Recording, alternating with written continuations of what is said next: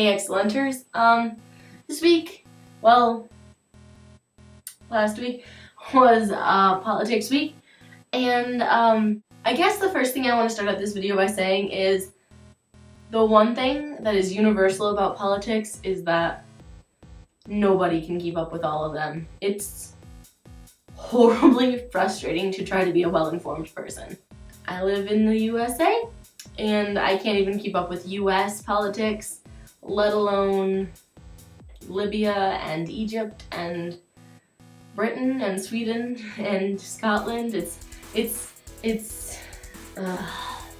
news and politics and media in general are just like swirling around, and I feel like they just fly by, and I don't catch much of it.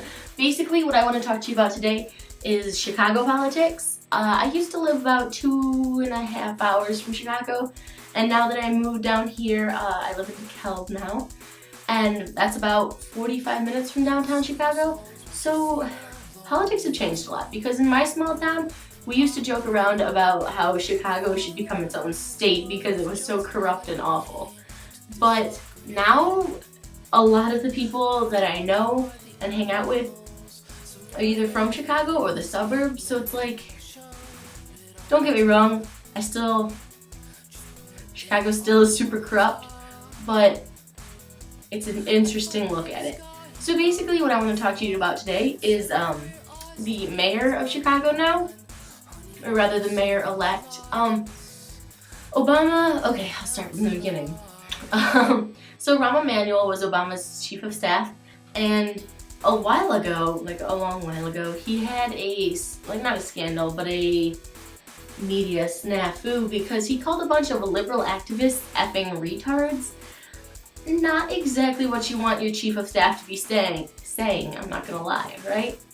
Regardless, he said that, and then he apologized publicly, apologized to the Special Olympics and like a bunch of people, blah blah blah blah blah. So a little farther down the road, he says that he's thinking about running for Chicago mayor, tries to get Obama's endorsement, and Obama's like, go ahead and run, and like didn't really say much about it.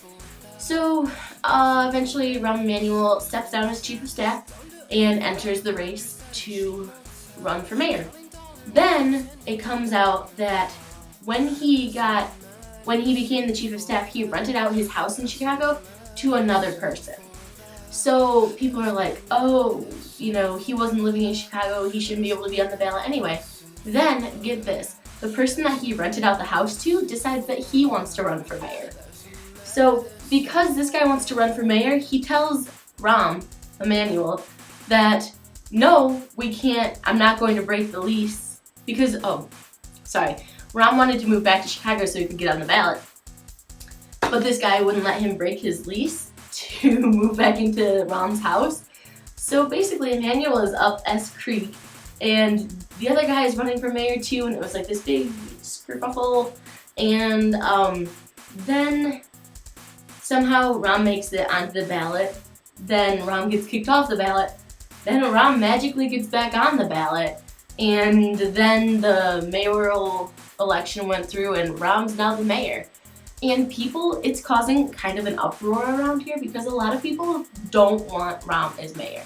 Like, I'm not even sure how he got elected, but yeah, he's already making big changes. Like, the person who's in charge of the whole police force in Chicago is outsy, and like, I don't know how this happens, but it's like every person from Chicago has at least one family member on the police force.